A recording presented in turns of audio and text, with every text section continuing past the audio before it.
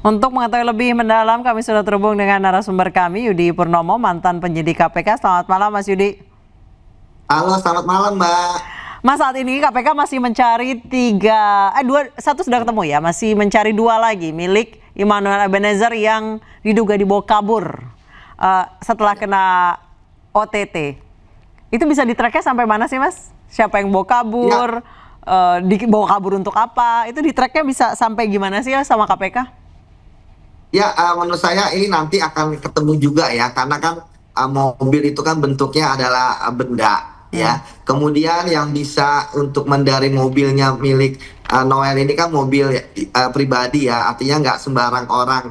Nanti KPK akan menelusuri ya siapa saja yang bisa membawa mobil tersebut ya untuk kemudian dilarikan diri. Tapi saya berharap ya bahwa siapapun yang melarikan mobil tersebut daripada kena pasal perintangan penyidikan ya, apalagi kan Bang Noel ini kan juga sudah ditangkap dan ditahan ya, lebih baik serahkan saja mobil tersebut kepada pihak terkait ya. Kalau takut ke KPK ya bisa ke kepolisian terdekat atau siapapun lah ya kan, karena memang itu pencarian aset ini kan merupakan salah satu prioritas KPK untuk membongkar jaringan para pemeras terkait dengan sertifikasi K3 ini.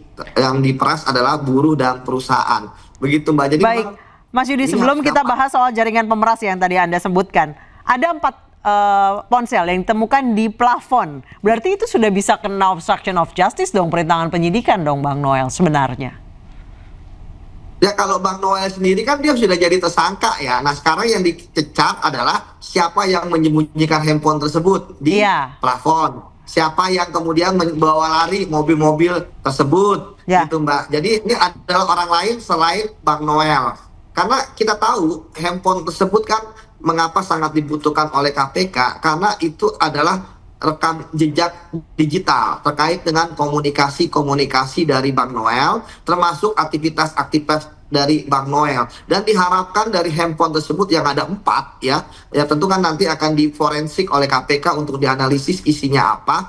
Tentu bagi saya ketika dia disembunyikan di platform, ya berharap bahwa penyidik tidak menemukan. Ketika penyidik tidak menemukan, maka tentu bukti-bukti yang ada di dalam handphone tersebut akan hilang gitu kan, dan penyidik akan kesusahan. Tapi kan alhamdulillah akhirnya penyidik yang kita tahu sebenarnya ketika melakukan penggeledahan memang itulah yang dilakukan oleh penyidik KPK yang menelusuri setiap ruangan sampai ruangan, mulai dari basement, atap, plafon dan sebagainya. Dulu saya waktu menggeledah ya sering menemukan, Mbak, uang itu di atas plafon atau di bawah kasur ya kan, atau termasuk di mesin cuci, dan kemudian ada berangkas, kemudian ada ruangan yang istilahnya disamarkan, Mbak ya. Itu sering ketemu, Mbak. Makanya sebenarnya percuma saja mereka menyembunyikan handphone di plafon ya. Tapi saya pikir saat itu kondisinya mungkin panik, Mbak ya. Jadi mereka tidak sempat untuk kemudian membuang ke tempat-tempat yang jauh. Tapi Mbak, dengan ditemukan di plafon, setidaknya Mbak, saya meyakini bahwa orang-orang ini tidak sempat untuk menghapus ya apa saja yang ada di handphone tersebut. Artinya untuk saat ini keamanan data dan informasi di dalam laptop tersebut ya saya duga masih aman. Untuk kemudian Mas nanti Yudi, KPK akan bongkar, ya Mbak. Dengan ada yang disembunyikan berarti sudah pasti salah ya? Betul, berarti ada hal yang penting tuh Mbak di dalam handphone tersebut, makanya disembunyikan. Kalau tidak kan Mbak, digeletakkan. Nah ini yang menarik ya Mbak, bahwa ketika seseorang punya satu nomor mungkin udah biasa, 2 nomor agak inilah ada sesuatu lah, bisnis atau apa. Tapi kalau udah sampai 4 handphone ya kan berarti kan ada sesuatu di sana, apalagi sampai disembunyikan. Mbak ingat loh bahwa plafon bukanlah tempat untuk menyimpan handphone kan begitu. Jadi ketika disimpan di situ pasti ada maksud dan tujuannya. Baik, terima kasih Mas Yudi Purnomo. Sayang sekali waktu kita sangat singkat untuk berbincang-bincang. Nanti kapan kita sambung lagi. Terima kasih banyak Mas Yudi telah bergabung di iNewsroom. Anda kembali di iNewsroom, pemirsa. Presiden Prabowo Subianto ungkap malu ada anggota kabinet yang juga merupakan anggota Partai Gerindra ditetapkan menjadi tersangka oleh Komisi Pemberantasan Korupsi. Terima kasih Sosok yang disebut bikin malu tersebut ialah mantan Wamenaker RI Immanuel Ebenezer atau Noel yang kini menyandang tersangka dalam kasus korupsi pengurusan sertifikasi keselamatan dan kesehatan kerja. Hal tersebut disampaikan Prabowo dalam sambutannya membuka Asosiasi Pemerintah Kabupaten Seluruh Indonesia Otonomi Expo tahun 2025 di Tangerang, Banten. Dalam acara itu, Prabowo juga sempat mengingatkan soal pidatonya saat sidang tahunan MPR 2025 bahwa ia tidak akan melindungi anggota Partai Gerindra yang terciduk kasus pidana. Dengan tema di MPR tanggal 15 Agustus, ingat pidato saya katakan kalaupun ada anggota Gerindra yang melanggar, saya tidak akan lindungi.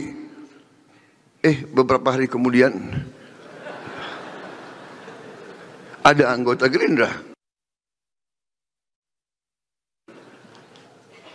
tapi dia anggota, dia belum kader.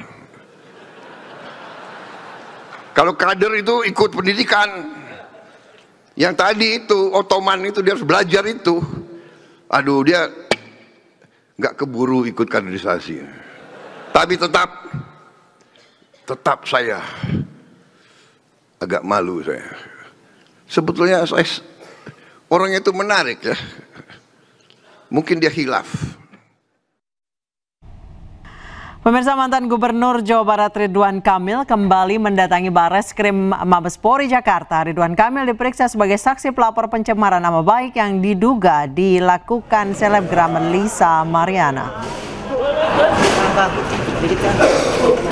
Ridwan Kamil didampingi kuasa hukumnya Muslim Jaya Butar-Butar tiba di Bareskrim Mabespori Kamis siang. Ridwan Kamil tidak menjawab sejumlah pertanyaan yang dilontarkan awak media. Pemeriksaan Ridwan Kamil Kamis sore ini ditunjukkan untuk memperdalam klarifikasi atas laporan pencemaran nama baik yang dilakukan selebgram Lisa Mariana terkait hasil pemeriksaan DNA. Nanti ya. Secara aturan hasil tes DNA itu memang bisa diperlihatkan. Jadi saya tadi diperlihatkan ya. Dan hasilnya seperti yang diumumkan oleh tim dari Kesehatan Polri bahwa ya memang genetikanya juga tidak ada sedikit pun identik kan begitu ya. Sehingga akar dari semua ini adalah kan tudingan yang tidak berdasarkan dengan bukti. Itulah kenapa kita melakukan laporan pencemaran nama baik. Nah, setelah ini nanti dilanjutkan proses-proses hukumnya karena sudah masuk ke ranah hukum. Jadi kita menghormati ranah penyidik dan lain-lain. Lebih detailnya seperti biasa Pak Muslim akan menjelaskan, tapi intinya agenda saya itu secara umum juga saya sudah lega ya, fitnah besar ini bisa ditepis oleh sebuah cara ilmiah.